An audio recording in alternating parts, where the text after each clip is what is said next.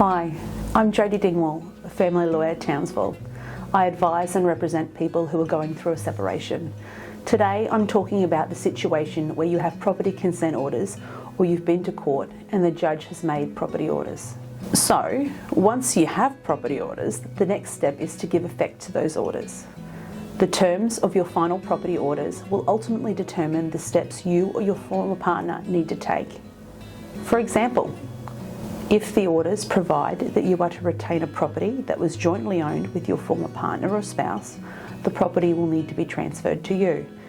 If there is a mortgage on that property, usually you would need to refinance the debt into your own name.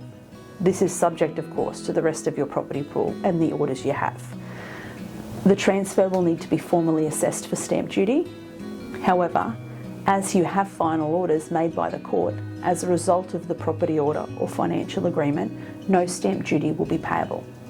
The stamp duty still needs to be assessed though, and the transfer documents marked with the amount of duty, which is nil payable. Usually, people engage a lawyer for the transfer process. There is quite a lot involved as transfer documents need to be carefully prepared. A stamp duty assessment needs to be lodged, and if you're refinancing a mortgage, a settlement with your bank to discharge the old mortgage and register the new mortgage will need to be arranged. Another example of a property order is that one party has to make a cash payment to the other person. On the face of it, this seems like something you can do by yourself. There are a couple of things though to be aware of. Firstly, it's important to realise that the failure to pay the cash amount by the set date can result in being charged penalty interest for every day the payment is late.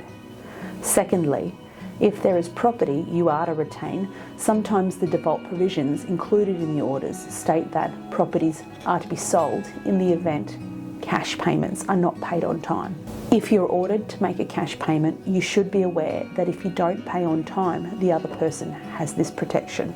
If there's an order that you're to receive superannuation from a spouse, a certified copy of the orders will need to be provided to your superannuation fund in order for the split to be processed.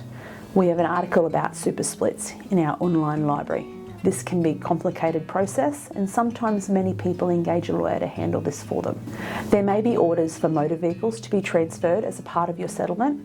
If this is the case, transfer documents will need to be prepared and signed by you and your former partner or spouse and then submitted to the Department of Transport. If there were family company structures, trusts, shares and self-managed superannuation funds, share transfer forms will need to be prepared and signed. Deeds renouncing interests and trusts may need to be prepared to give effect to your orders.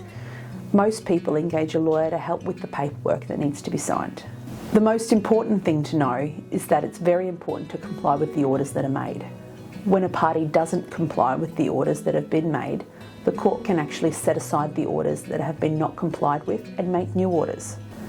For example, in a 2017 case of Blackwell and Scott, consent orders were made in 2014 for the de facto husband to retain an investment property and pay the de facto wife an amount of $130,000 within 90 days.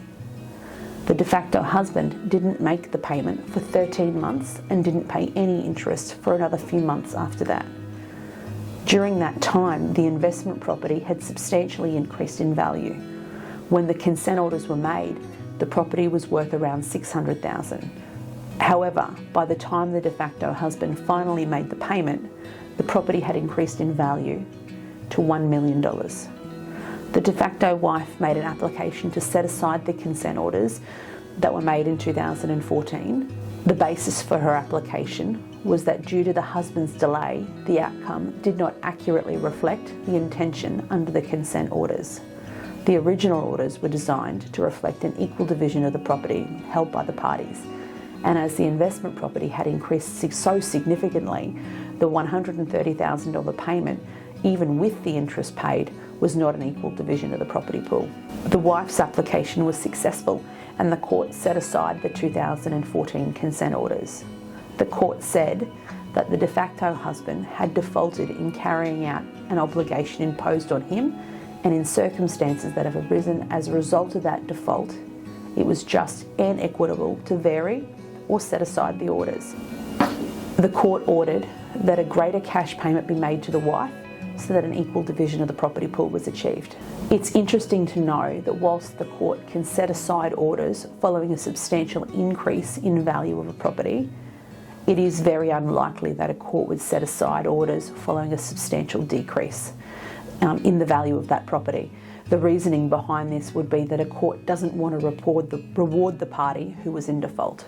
If you have final property orders and need assistance to give effect to them, it would be sensible to consult with a family lawyer to ensure the orders are complied with in a timely manner.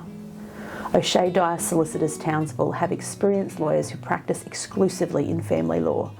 We offer first appointments at a low fixed fee so everyone can obtain advice about their situation.